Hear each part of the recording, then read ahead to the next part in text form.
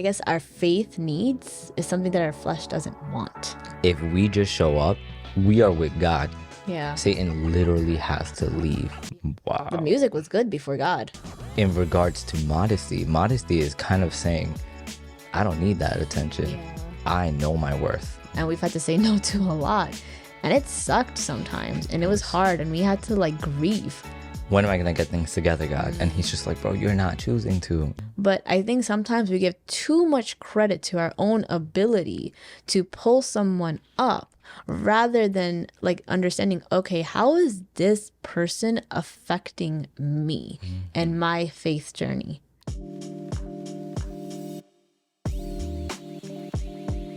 So today we're actually going to be talking about what it is to die to self. So before we start, welcome to the Stay Unqualified podcast. We are John and Anam, and if you guys are watching our podcast on YouTube, you'll see that we have a new setup, which we're really, really excited about. It definitely helps us a lot. It changes things up for us. And so we're going to kind of be going back and forth a little bit and using other parts of our space that we have to be able to, again, just make things look a little different. So yeah, so back to the topic of today. So today we're talking about dying to self and what it is to die to yourself. Mm-hmm. With dying to self, we have a couple of things we wanted to introduce before we talk about what it is to die to yourself. So I guess before we start, what do you think dying to self means? Off the cuff, without trying to remember or recall any of my notes, I would say an unpleasant feeling. Yeah, I would just leave it at that. Unpleasant feeling. Yeah. So when we were talking about it prior to now talking about it, we wrote a couple things down, and so if you see either of us looking at our notes, it's just because it's super helpful. But in terms of dying to self, it really means like when we make choices, what are we trying to satisfy, right? So the choices that we make has to align to our faith, and that's what I guess dying to self is like. Sometimes you have to make choices that you may not necessarily want to make, but for you to grow in your faith, you might have to make some uncomfortable choices. For sure. Uncomfortable decisions. And it's from the littlest things to really big major decisions. So every decision we make can impact our relationship with God. And that comes with challenges. Can I ask you something? Yep. Will that look, kind of a rhetorical question, but like, will that look the same across the board? No, not at all. Okay. Why is that? Because everyone's faith journey is a personal journey with God, right? And so what a decision that I have to make, or even a decision that I decide not to make, you may not feel the same way about it. Yeah. Because that's not something that God's calling you to do. I think God works with people differently because our personalities are different, our inclinations to things, the things that we may be quote unquote addicted to, more inclined to, whatever it may be. God works with all of these things that are going on in our minds. And based off of that, dying to self can look different from person to person. Yeah. And the reason I want to bring that up or stress that just on this point, we'll probably delve into it a little more deeply later. Is because when you come into Christianity or into any faith community or even just communities in general, you tend to want to fit into what the standard is, right? Or the status quo. And the problem behind that in regards to Christianity is it is a person to person or us and God. It isn't you will get saved on your homie's merits. But let's say something super vague, like let's say you're an avid reader, but let's say I'm not, right? And I want to be like you, but I start to put on this facade to act like I am like you. But I truly don't even enjoy it for myself. And now I'm trying to be somebody I'm not, and I'm not even tuned into the relationship that I have with God. Oof. And he's trying to edify me to eventually, potentially, even get to that place, right? Yeah. But I'm not listening because I'm so desperate to be looking like you that I basically I let go of what I really have here. Yeah. So group thinking essentially is not good in Christianity. That's one thing that I think we didn't bring up is that we get influenced by a lot of people. And Yeah. so when we see someone who like may be someone who's following God, right? And the decisions that they make, but when we're not listening to the Holy Spirit and we try to look like them or act like them and make the same decisions as them, we're not actually listening to the Holy Spirit. Because maybe God is calling them to that direction, but is God genuinely calling you in this direction? Is God telling you to do these things as well? I think surrounding yourself, however, with people that are like-minded and healthy, or even you mentioned it, you were like you are the average of the 5 people around you, right? Yeah. And it would even be better if you surrounded yourself with people who were above you so that you could learn, like mentors and such, right? And so you could basically siphon off of some of the stuff that they're kind of like giving off. But if you try to replicate without even truly understanding why you're doing it, there's a problem. Yeah, basically. So before we dive into the decisions that John and I made in terms of like dying to self, we want to talk about what it is to have a daily death. It sounds so grim. It does. Just realized. It's so good for your skin, But though. it's something that we were talking about and we started looking into the Bible for. So there's this concept of daily death in 1 Corinthians 15:31. And it's like just every day you have to make the decision to either follow your flesh or follow the Spirit. So in Romans 8:7, it says that the flesh and the Spirit are in opposition with each other. So every day we have to make a decision. We have to fight this fight of, are we going to follow our flesh or are we going to follow the Spirit? And I found it really interesting when it was saying that the flesh and the Spirit is in opposition with each other, because I think sometimes we forget that what our I guess our faith needs is something that our flesh doesn't want. Yeah. So quickly, just to interject with Nova, this is our cat. If you see her walking around, don't mind her. If you see me petting something invisible, she's like lower than the camera. But to jump back. Wait, I was going to say the way she looks sometimes with her tail is like a shark fin. Yes. Like you just see the tail. Oh, she wants to chill here with us. Can we just admire how beautiful she is? She's a pretty cat. Tuxedo little. So basically, we have a magnet, super cliche, on our fridge, says when it's hardest to pray, or pray when it's hardest to pray. And that's kind of what I get when it comes to dying to self.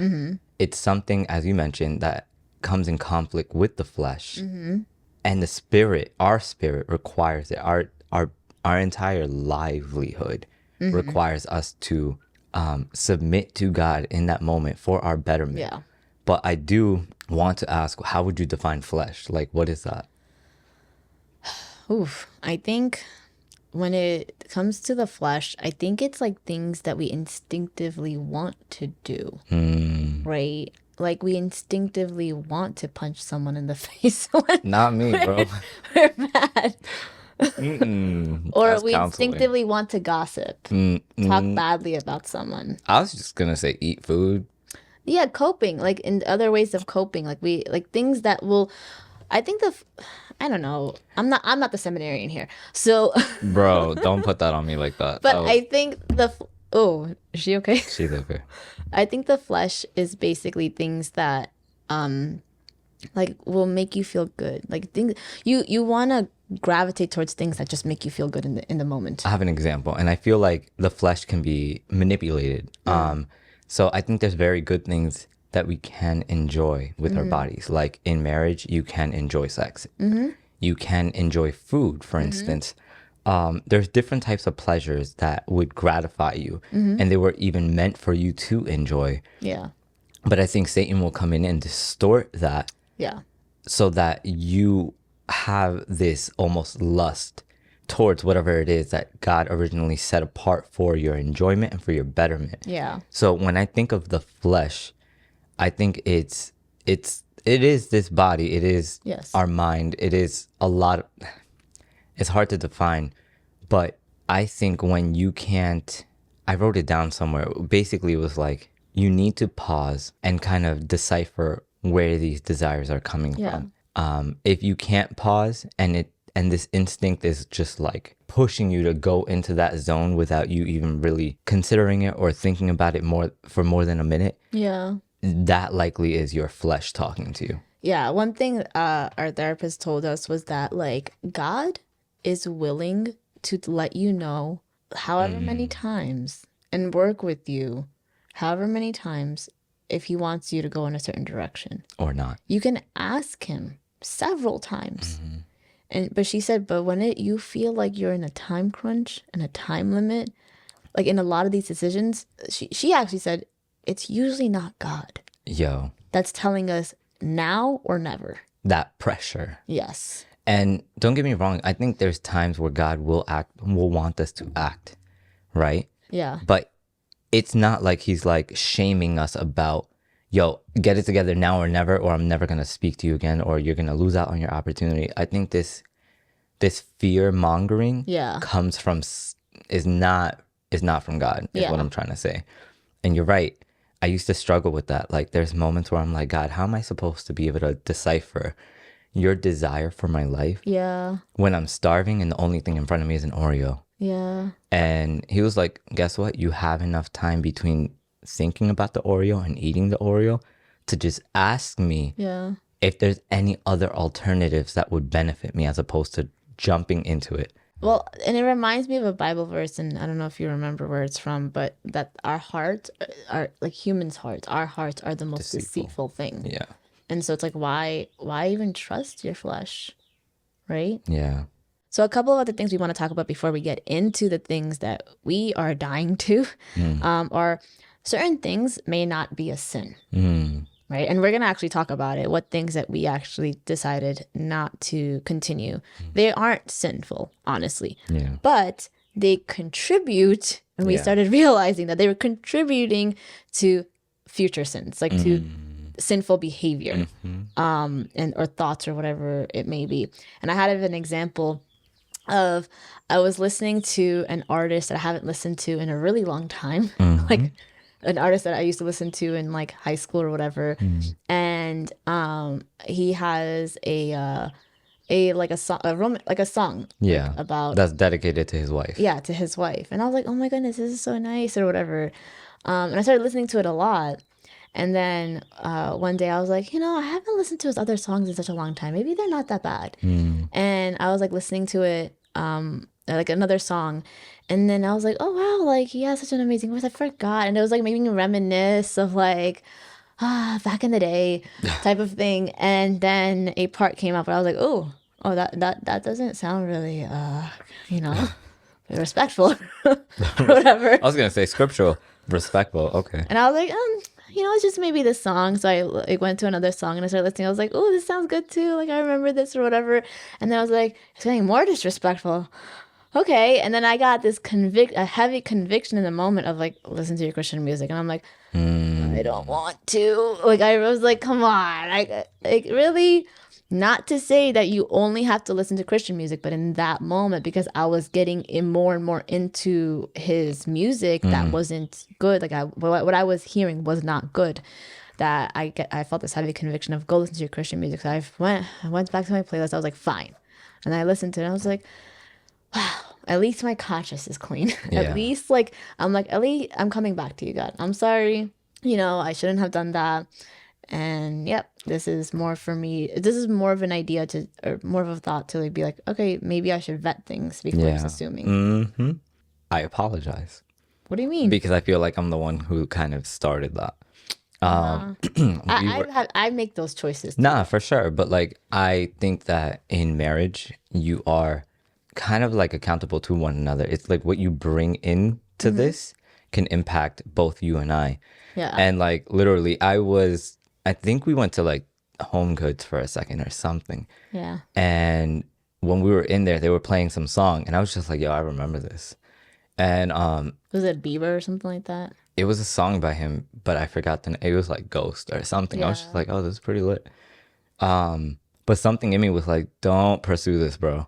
And I was just like, it's harmless. Yeah. Like I was like contesting, I thought what was my mind. Yeah. And I'm like, nah, it's gonna be fine. and then it kind of started to avalanche, and that's kind of what these seemingly good things do. Because these things aren't sin. No, they're not. Yeah. They're absolutely not. Like, for instance, and it won't be the same across the board. So Yeah. like, for instance, if some of my friends listen to Justin Bieber, which they probably wouldn't, If you're a believer out there, don't do that. Oh my God. Anyways, listen, I'm not gonna hate on him, but I think he has a good not voice. everybody is a believer.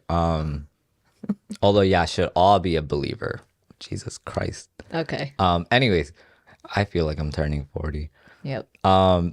Basically, when I heard that, I had this feeling like, yo, this is gonna avalanche, don't do it. And I decided to go against it. And then Yeah. I brought it into the car. We were listening to some tracks in the album because what was it, BC? Yeah. I was watching some shows that kind of made me feel nostalgic towards the music. And I was like, oh, I remember all the good vibes from this show and this type of music. And I thought it was just super innocent. So I kept going. And then you wanted to listen to music too. And then you went to that artist. And that artist, I was like, yeah, he has this really romantic, very chill song about his wife. And I was like, wow, that's so admirable that he's out here flexing his wife and his relationship. I was like, yeah, that's pretty cool. But then we wanted to listen to another song, and then it started to dawn on me what my first decision made. It catapulted into Yeah. this. It's that, and I think there's this thing. We could have stopped. We Yeah, could have stopped, right? But me and John have a tendency to continue on. yeah, Like there are a lot of things that we're learning about, and that's why again, we're emphasizing these things aren't sinful, no, but it leads to thoughts or behaviors that can be sinful. And for us, like when we don't have limits and we keep going into further and further things that are going to take us away from God, that's when it becomes a problem. How can you tell though? Like, what in you, and I'll answer it for myself, but like, what are those indicators that let you know you've gone too far? Turn back. I think sometimes reminiscing about what it sheesh. was before God. Wow. The music was good before God. Bro, it's amazing now. No, Stop. yes. But I get what you I mean. did watch a reel that like someone, like I think it was Forrest Frank, that said, give it a year. Give it a year for Christian music. And because like it is actually a problem. Yeah. Like you want to listen to music that's really good, quote unquote, like, you know, what we used to listen to, but it's horrible for you. You cringe. Yeah. And even like Jackie Perry talked about how like a lot of these like these songs or music, like they're amazing, Yeah. right?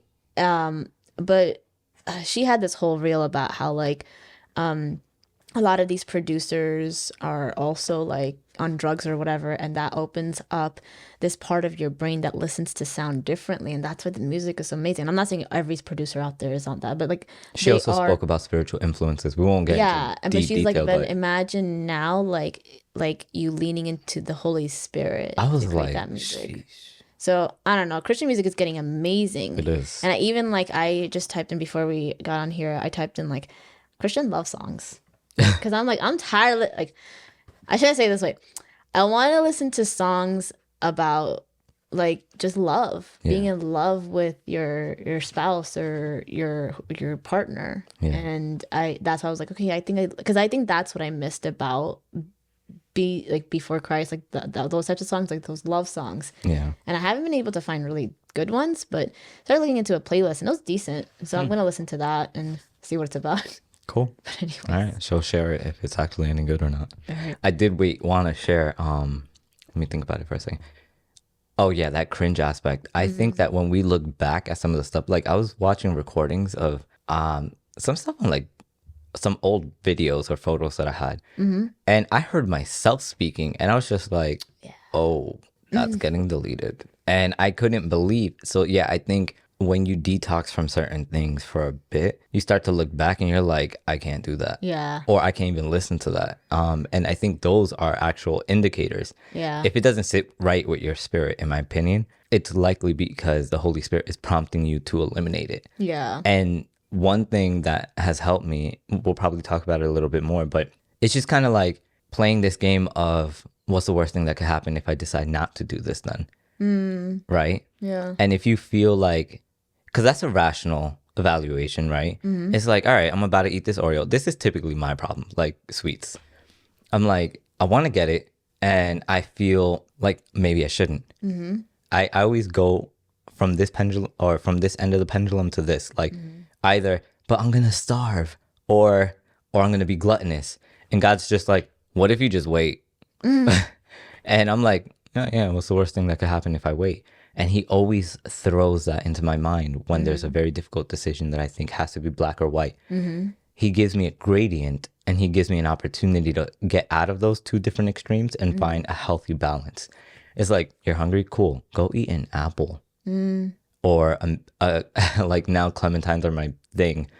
And I'm just like, oh, okay, it's satisfied. And I also feel like, I told you this today, clementines are a hack for life. You like candy or sweets? Yo, strawberries, blueberries, bananas, all that, it easily fits into those slots. And God will do that for you. Because Satan will always give you an alternative that's distorted. And God's like, how about I bring you back to the original thing that will actually make you feel good? Yeah. So to go back to this concept of dying to self, Philippians 1:21 says to die is gain. And it reminded me of this, just this phrase that I've heard, that to be disciplined is actually freedom. Saying no to yourself will make you feel the most free. Wow. I think that might be because, and I don't know, I'm speculating, but I think in the world we're living in, we're in bondage to something. Sometimes we feel like we're not. We're like, nah, bro, I'm completely free. I can stop when I want to. I mean, we all know when you hear that line, you're kind of like, I don't think you can. Like, stop when you want to. Yeah.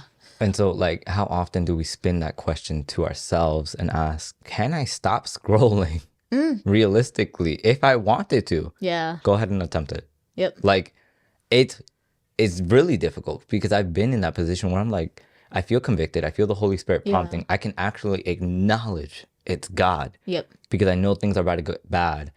And parts of me are like, I'm not entirely sure how much this has to do with the prefrontal cortex, but I feel like my PFC is shut down and I'm like approaching this danger zone and I have no clue how to turn the car around. Yeah. And that's why I think we're in bondage to certain things. Certain things will traumatize us and impress ourselves on our mind. And then later in the future, the enemy knows how to push those buttons, shut you down so that you just continue heading in that direction without really understanding what are the ramifications behind it. Yeah. So we are in bondage to, I think everyone has something that they don't perfectly know how to handle. Yeah. And he knows that better than we do. But the person who knows that better than Satan is God. And when you die to self, or when you mention that quote, being disciplined is essentially being free. When you're dying to self and that discipline's in your life, I think that you are essentially saying, as opposed to being bondage to man, bondage to Satan, I get to have the freedom in God because he is a parent. So when I give him my freedom, he magnifies it and makes it a better freedom than I could have ever imagined. And I think that one thing that we don't remember enough is that God aids us when we choose him on a minute by minute or a daily basis. And that knowing that God's grace will always be sufficient. And me and you were talking about it yesterday about we just need to show up and choose God, and God will do 99.99999% of the work. I don't even think we have anything to do. I think we just have to choose him, and I think he needs to know that we're choosing him, and he will make things happen. So very briefly, my pastor basically brought up this illustration of a guy showing up to a fight. Oh yeah. I forgot if it was MMA or something, but basically the guy showed up and the other I don't know what was gonna happen in that fight, but essentially as soon as he walked into the ring, the opponent stepped out of the ring. Yeah. And he basically made this analogy that if we just show up, we are with God. Yeah. Satan literally has to leave. Yeah. He can't be in the place of light. And that's why it says, when you submit yourselves to God and resist the devil, he flees from you. And I think the other thing too is when we're so badly wanting to do something, just wait 20 minutes. Yo. Stop thinking about it for 20 minutes and maybe you'll feel differently. But yeah. So now to get into the things that we are, we made the decisions in terms of like dying to self. And again, when we talk about these things, we're not saying these things are sinful because they're not. No. These are personal decisions that we've made because we realized that doing these things was causing us personally more harm than good. And this does not mean that you should also follow us or do the same things as us, or you have to make the same decisions, or that if you do this, you're a bad person. You're not. It just means that God has worked and is working in our lives as to what's working and what's not. Yeah. What's contributing to our sinful behavior, or what's leading us away from God and what's not. So the first one is media consumption. So John, what did we do the past couple of months with our TV? We bought DVDs. No, I'm kidding. In the last couple of months, actually, it's been a 2 to 3 year process, to be completely honest, but the fruit of it happened within the last couple of months. The short of it is we got rid of our TV. We also got rid of a PlayStation 4, PlayStation 5, a Nintendo Switch. So those are just kind of like in the media realm. But I feel like God has been progressively pushing us to this place where we're relying less on media. So why did we get rid of our TV? Honestly, we got a problem. No, for real. Well, we evaluated. We both grew up binge watching TV. Not just watching for like half an hour, like hours of TV. I was watching a lot, and we were going to Blockbuster, and the library had free movies. Yeah, so that's where we're coming from. So that's our background. We grew up watching glued to the TV. That's what we know, and so we noticed that it was kind of a weak spot. Like, for instance, I have a friend who only reads books, almost never watches TV, like literally ever. So for them, and this isn't a problem. Yeah. But for me, it's like you put me onto one Disney Plus movie and I might not stop till like next Wednesday. Yeah. And that was a very real thing. Yeah. And the other thing too was the reason why we made the decision was not just because we were watching things that we shouldn't be watching. Even when we stopped watching the things that we shouldn't be watching, we were still over or binge watching like things that were okay to watch. And we started realizing too that we're just spending a lot of time looking at a TV screen rather than talking to each other or doing stuff. And one thing that I told you about was like, why am I not getting stuff done? Because I'm just working, and then after work just watch TV. And it's because we're watching TV. We're not actually like allotting time to these personal endeavors that we have. And that was like the biggest thing. We were so accustomed to watching TV every single night. And then what it would do too is that we wouldn't want to stop. So then our sleep schedule would get messed up.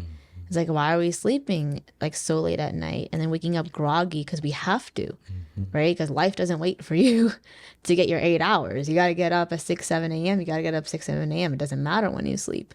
And so we started realizing like, oh, like we're, it's doing all these things. And because of our personalities or our behavior, like we weren't able to stop. And the thing that we did too was we didn't just go cold turkey and just get rid of it. We were like, let's just stop watching it. And so we had a black box for a while just sitting there unplugged for months. I think it was a year almost. Where we just had it, and we were like, wow, we actually don't watch it. And then there were a few times where we went back to watch TV, and then we were down this like slippery slope again of watching whatever and for however long, and we would stop after like a couple of days, and we're like, dang, this is why we can't have a TV. And so it was like this couple times in that year that happened, and then we finally made a decision like, let's just do it. Because you know what would happen? We would basically say, all right, we're gonna not be on like, what was it, social media binging or like some type of phone usage thing. But then we would be good at that. We wouldn't be good at the TV thing. And then the TV thing would introduce all the other versions of bad behavior patterns, etc. And I kept on asking God, like, yo, why am I not growing in my life? And he was like, because you don't want to. Like, you're not actively pursuing the things that you want because there's certain things in the way. And I don't know if this has, maybe we'll be able to speak about this later, but I've told you a couple of times that Satan is essentially the king of lies, but also illusions. He's able to keep you trapped in this perpetual cycle just by, like, you have enough momentum to be like, all right, I'm going to do this. And then you go and he tilts you a little bit. And you're already off track. And he keeps doing that until you basically make the full circuit. The reason I bring this up is because he doesn't want you out of that circuit. So all this capability that you do have and all the things, like, he just needs you to make one wrong move sometimes for you to essentially keep making those wrong moves, and you'll never actually get to where you need to be. However, I'm not trying to magnify his strength. God is able to basically break you out of that cycle. How? This is kind of a hard topic, but basically when you ask for forgiveness from God for some of the stuff it doesn't even necessarily even have to be like, Lord, I apologize for this. It's, Lord, I'm struggling with this. Please help me. Please take it away from me, because this is the thing that's not letting me get to where I need to be. And soon you might even find out that it was a sin, or it was a stumbling block, and God can take that out of your way so that you could, like, jolt forward into your actual reality, into the destiny he wanted for you. So the next thing is music, and we kind of already talked about it a little bit, but for us, we had to really let go of a lot of musicians and artists that we were listening to, just because, especially when you've already had a relationship or an experience with certain types of music, and you're now going to God and you're getting convicted about certain lyrics or whatever, you have to say no.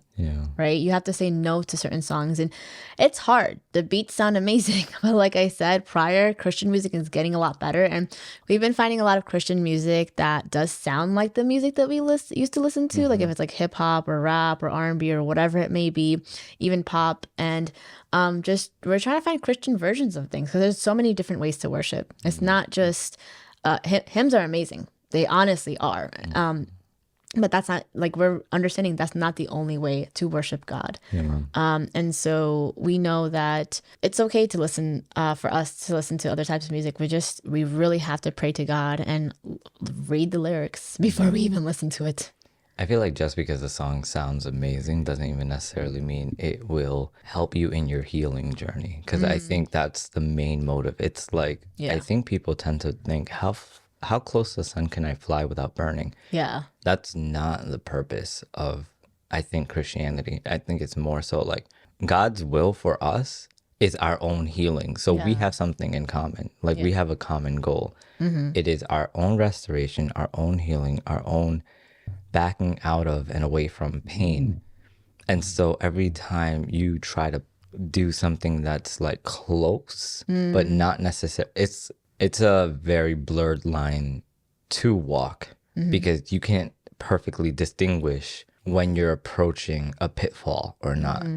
You're at the mercy of your subjective mind that will never actually tell you the truth fully, whereas God will. And I think that's where you have to keep praying. Like, God, should I be listening to this? Should I be watching this? And last thing about media consumption too is like binge watching or binge listening or whatever. We normalize binging. I think that's the culture that we live in nowadays. Binging on Netflix or binging on this season, like finishing a season in 2 or 3 days or a week or whatever. We've normalized it so much, and we really have to ask ourselves, like, first of all, why is it normalized? Right? Because we live in a society where we're constantly glued to some type of screen. And then the other thing too is, like, think about how many hours you're spending watching or listening to something. Like, when I look at the screen time on my phone, sometimes I'm like, what the heck? On a daily basis, I spend this many hours? Like, what am I doing with my life? You know? And then sometimes, like, you delete the apps or whatever that you're using the most, and then it's like, it's still a lot. So you don't even get a real evaluation at that point. Yeah, basically. So the next set of, I guess, things, I don't know what to call it, in terms of dying to self are lifestyle choices that we've made where we had to say no to our flesh. And the first thing that I wrote down was modesty. And I'm not just talking about clothes here. Modesty is your mindset, your inclination, or like just how you want to live. Like you have to be modest with a lot of things. But for me, it is clothing. And I don't think this is a sexist thing. There's only females should be. I think males should be modest too. So for me, modesty is.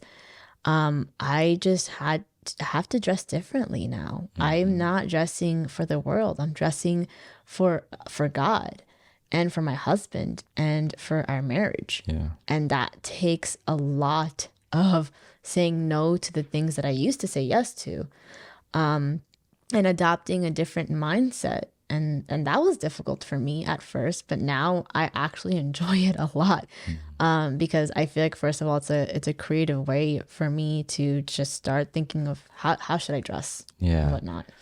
So what's interesting about what you were mentioning is you're doing it for God, you're doing it for your husband. A lot of biblical verses that I want to bring up, but I think we'll leave that for a later point. There's this idea of being able to honor your spouse and God. And that's kind of like the apex to what relationships should consist of. And when you mentioned the thing about guys, this is something I could personally reflect on. Sometimes I feel it is extremely normal for myself to be able to wear certain things and get away with it very easily, and then consider myself wholesome. Whereas if I saw the same thing on a girl, I would be like, that's questionable. But I don't judge myself by the same measure. But more recent, at least I didn't prior. More recently, within like maybe the last 3 years, if not more, I'm like, bro, why do you want so much attention? Why are you wearing that shirt? Like, why are your biceps poking? And I'm still working through some of these things, to be completely honest. And I have conversations with some friends who also notice it in their own lives because they themselves have wives or girlfriends. Sometimes you don't tend to notice it when you're single, or maybe some of y'all do.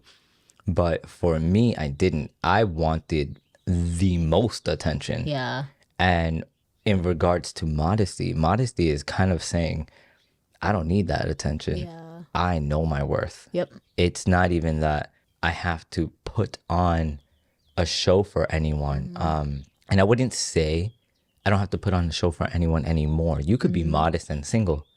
You could literally choose to be super dignified in how you approach. Does that mean you'll be less fashionable? I don't think so.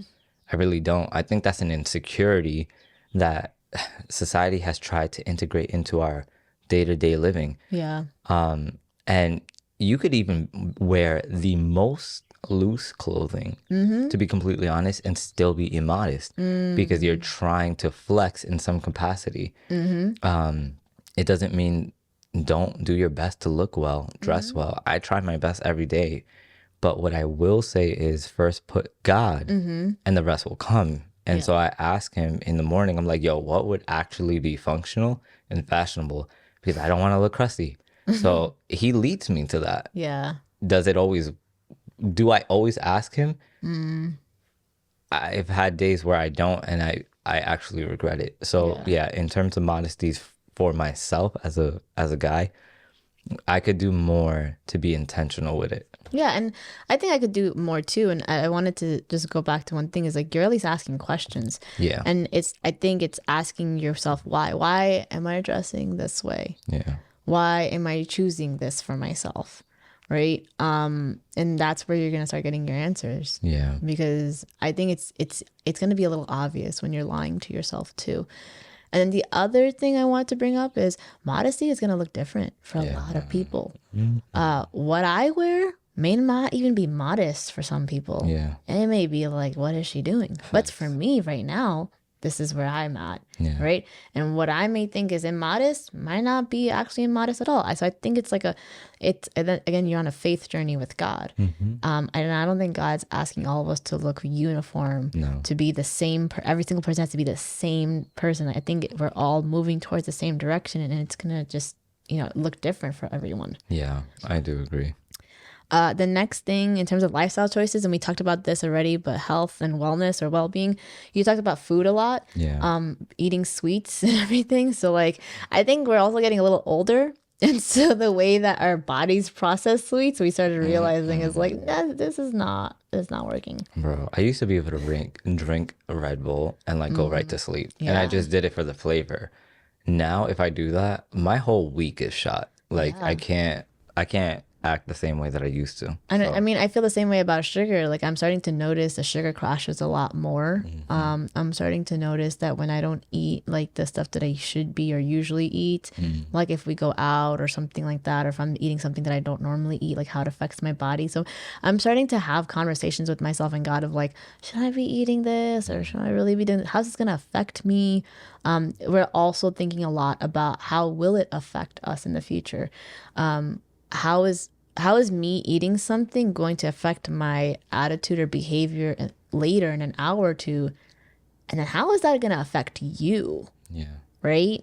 Like a lot of times we actually say no to certain things like food because we're like, we're going to be crabby later. And then now the other person has to experience that crabby version of ourselves. And that's not like fair. No shots fired, right? No, it's both of us though. That's what I'm trying to say. So we also have been saying no to eating foods when it's like super late at night. We used to be such late night eaters. Yeah. And now our bodies can't handle it. Bro, no. I remember 7-Eleven at like 12 at night, 1 in the morning, and I can't do that anymore. But I also appreciate it because like back then I used to ask myself like when, kind of like what I mentioned earlier, when am I going to get things together, God? And he's just like, bro, you're not choosing to. You don't even schedule. You don't even keep into account like what these things might do to your future or to your tomorrow because like you're slumped because you ate 2 ziti sliced pizzas for break at 12 noon and now you can't get it together. So it's just asking yourself like, how is this going to affect me or how is this going to affect the person I'm going to be around? What I'm more excited about, and exactly like one of our friends mentioned that like she is intentional about what she eats because she wants to be the best version of herself for her husband. I'm in the same boat or camp. Literally for me, I'm like, yo, I will eat veggies, I'll eat quinoa, I'll do tofu scramble just so I could keep my headspace clear for the entirety of the day. And I know Huberman thing is kind of a thing. I don't necessarily disagree with the whole like morning challenge thing of like fasting up until a certain point and like working out. More recently, one of my friends that was on the podcast named Kenny, you guys should check out his episode if you haven't yet. He talks all about fitness, and he was explaining to me that when you're not full or when you don't have food in your stomach as you're working out, you can process the fat in your body as a means of energy better. And I was just like, man. So anyways, these little nuances work for me. Certain things will work for you. It's all going to be very subjective, but the main thing is you have to go to God to figure out what does actually work for you. And then the other thing too lately that I've been doing is like we've been starting to really take care of our bodies and our health. And like, I know a lot of people struggle to do that. A lot of people don't. But if working out, even going out for a walk, trying to get some fresh air in that aspect, or just getting your heart rate up, it's definitely something that honestly my flesh does not want to do. Like every time I'm going to the gym, I'm like, I don't want to do it. No, I don't want to go. And then while I'm at the gym, I'm literally like, God help me. I don't want to be here. Like I'm literally fighting with God. Like, I don't want to be here. All right, 30 more minutes. Oh my God, 25 more minutes. All right, 20. I'm like counting it down and I'm literally praying to God. Like that's how bad it is for me sometimes. But then after I'm done, I'm like, wow, I feel good. Yeah, it's always that way. You know? And honestly, I started using that time to start initially I was praying to God of like how much I don't want to be here and help me through this, help me finish strong, this and that. So now I'm like praying to God about other things while I'm running or something of that sort. And I'm like just having that really intimate moment with God in my head. And it's just been helping. But yeah, just by saying yes to the gym and trying to not think twice about it, and just going and forcing myself. It sucks until the very end, and then I'm really grateful. Amen. Next thing that we have in terms of lifestyle choices is like places and things that we do. So we don't go to some places because it's just not conducive to our faith journey. It's not going to help us at all. There's things where just like a no-go zone type of thing. There's certain things that we also don't do. Like for instance, for us, we just don't go to bars. We don't go to lounges. It's not something that we feel like is going to help us at all. And I'm not saying we're never going to go, because there's always, I heard this podcast where it was like, if God is telling me to go somewhere and it's like not somewhere I should be, but he's the one telling me you need to go, maybe there's a purpose behind it. So I'm not saying we never will go, but it's that's just not something that we're going to do unless God is yelling in our ears, go. And it's probably because someone is there that needs us there. Yeah. And even then I would even, like, again, God is never going to only give you one opportunity to hear his voice. Yeah.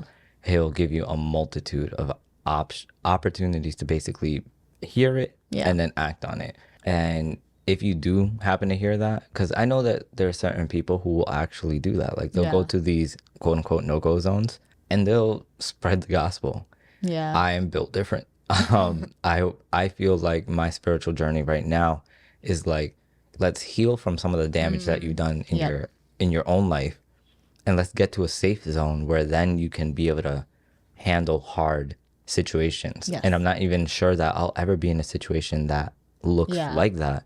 But if you do, take an accountability friend that doesn't struggle with the place that you might be going to that might impact you. And if it doesn't impact you, cool. Still take a friend that can hold you accountable to make sure that you're in a good space. Yeah. And this is all to say too, it's like these things are going to be different for everyone. So again, what it works for us may not work for you. What we're convicted about isn't a conviction that you may have, and that's totally okay.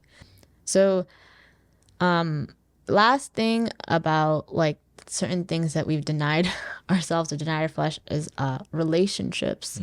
So specifically like the people we hang around, our friendships that we have, especially when like getting married and everything.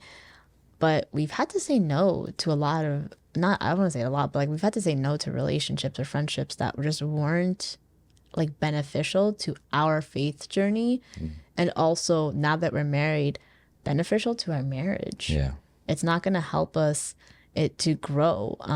And I think the other thing too is like you evolve as a person. And so your friendships, there's going to be certain seasons where you're going to have certain friends and other seasons where you're not going to have those same friends anymore because you're constantly growing and the other person's constantly growing. Yeah. For me, it actually did hurt cutting off some friends. Yeah. Because I never thought that they were necessarily bad people. Yeah. But I did realize that they were going in a different direction than me. Yeah. And the reason I know this is when I would speak about certain things in regards to where I wanted to go. I'm like, yo, bro, that way. And they're just like, that seems a little different. And I'm like, no, but it's good. Like, we've been friends for a minute now. You should be able to like rely on my word, right? Yep. Honestly, their flesh is still pulling at them. They're wanting to go in that direction, but they're not entirely sure why. And maybe they're not at that stage where they can accompany you that way. And sometimes you have to travel light so that you could get further. Yeah. Sometimes when you do travel heavy, you can't go as far. It really depends. That analogy could be spun a bunch of different ways. I will say you still need community to be able to sustain that distance when you're going in the direction of God. Can't do it by yourself, but there will be moments where certain people around you will actually diminish the light that you have going in your life or the light that you're receiving in your life. And it reminds me of something that I heard prior. It's like you're going to be the average of your 5 closest friends. So think about the closest friends that you have and ask yourself, are they going in the trajectory that I want to go? Can I genuinely say that they are a woman or man of God? Do they have those types of aspirations? What are they doing in their lives? Do I agree with it?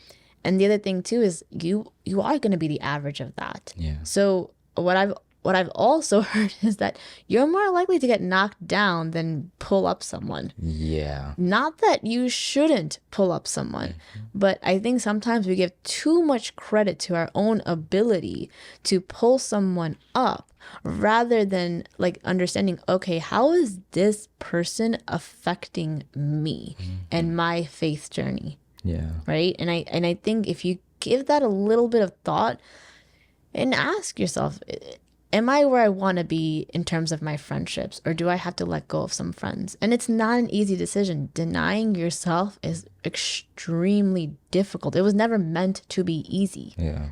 And so these are the hard questions that we've had to ask, and we've had to say no to a lot. And it sucked sometimes, and it was hard, and we had to like grieve. Grieving is okay. Lamenting about these things are okay. But we had to grieve some friendships too. Yeah. But we also knew ultimately God wanted us to go in a different direction than some of our friends. Yeah. What's crazy, this isn't even necessarily a lecture. Like, Yeah. this is by no means a lecture. This is us speaking about what we've had to go through and what we're still even enduring. Yeah. There's moments where I'm just like, dang, what about that friend? Like, Yeah. and I'll reach out, but like I notice nothing. Yep. No type of response towards. And I'm like, God, do I leave that alone? Yeah. I ask myself this sometimes because I'm like, you know, me and him used to talk about God all the time. But the best thing that I think I could do, in all honesty, I was reading a prayer book. It was talking about the fact that the best weapon that we have sometimes for others is prayer. Like, when we intercede on behalf of others, that's essentially creating a shield for them that they themselves don't even necessarily know to pray for. Yeah. And that's why when your grandma, your grandpa, your mom, dad, etc., all the homies are praying for you, why do we even ask people to pray for us when we're in the hospital if it's not going to do anything? So like, it is stronger than we think, and I think we intuitively know this. Yeah. But how often do we tap into it as opposed to trying to handle the situation on our own strength? Because you're right. We've seen many demonstrations where one person's on a stage, two people are on the ground. It's easier to leverage strength going this way to pull you down as opposed to this individual pulling even just one individual up. So we have to play smart. Yeah. And it doesn't mean, by the way, go ghost people or stop talking to people. Pray about it. You have to still act with love and kindness. You still have to show up as a Christian with Christ-like traits. Amen. Right? But it's sometimes you're gonna have to talk to someone and say, this isn't working, and just have that conversation. And maybe sometimes it is, you just don't talk to the person for a bit. You really have to pray to God about it. So all this to say is we are required to deny ourselves and take up the cross, and each person's cross is going to look different, and God is going to be slowly working on our hearts. He's already working on your hearts. And so, like I said, what's convicting us isn't necessarily something that God's convicting you about, but we urge you to ask yourselves, what are things in your life that are stumbling blocks that may not even be sinful, but can contribute to sinful things in the future, thoughts, behaviors, whatever it may be, and really asking yourself, why am I doing this? Or how is it affecting my life? The way that you do that is by finding out what pleases the Lord. Some of us sometimes get discouraged because we're scared of this term. It can be very archaic. It can be very daunting because it's like dying to self. Do I have to like eliminate everything I ever loved? No, it's progression, and you figure things out a little at a time. And then you start recognizing, oh, this was better for me anyways. God's not putting the same standard on you that other humans are. They enforce laws. God enforces love. Sheesh. So to end off today's episode about dying to self, I wanted to end it off with what it is to live like Christ.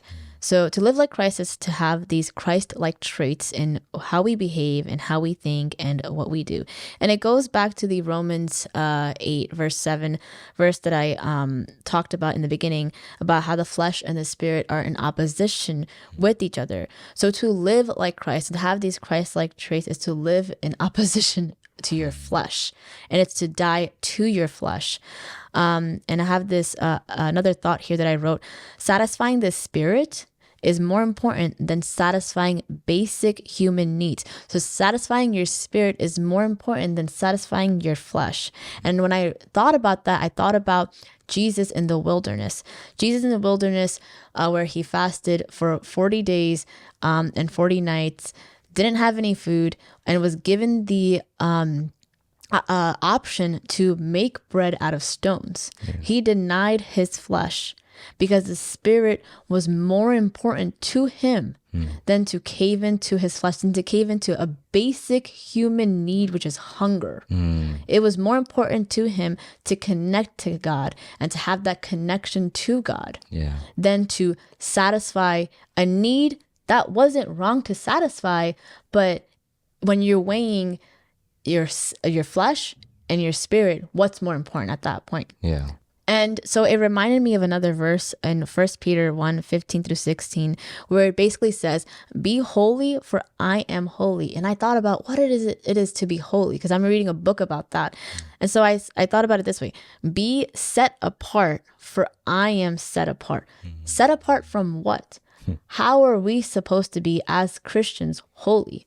We are supposed to be set apart from the world, right? We are called to be and look different than the world. And so when you're asking yourself these questions about whether you should deny yourself in these things or not, about your media consumption, about food, about friendships, or where you should go, what music you should listen to, always remember we are called to be set apart from the world. So us as Christians, we should be living differently. We shouldn't be in spaces or in domains where people can't differentiate who our God is. Jeez. You know? And so that's just what I thought about. And it is this process of sanctification that gets us there. Right now, this is where our journey is. Right now, we don't watch TV. Maybe in 10 years, we may watch a little bit of TV. I don't know. Or right now, you're listening to whatever music, but maybe in 5 years or even in a year, you're not listening to that type of music. It's all this it's a process. It's a process of sanctification. There's no graduation to this, by the way. So you have to make these daily decisions. Do you want to follow your flesh, or do you want to follow the spirit? Do you want to die to your flesh? Do you want to deny yourself so you can take up the cross and follow God, because he did that. Jesus did that. Amen. But yeah. So hopefully you guys liked this episode. This is a really hard episode for us to talk about, but we're really grateful that we talked about it, because it's something that we are also going through right now. And I hope that it resonates with you. Please feel free to comment. Let us know what you think, and let us know what other topics you want us to talk about. We did do a quick poll on Instagram, so hit us up on Instagram too about what you want us to talk about. But we did a quick poll. One of the topics was submission, and I am so scared to talk about that. But we actually did a Bible study on it, and we delved into it a lot more, and I'm actually not that scared anymore. It is a topic that I think a lot of Christians are kind of weary of to talk about, but we're gonna definitely pray about it and delve into it in the next future episodes. Yeah. So hoping you guys enjoyed this episode, and we'll see you next time. Bye guys.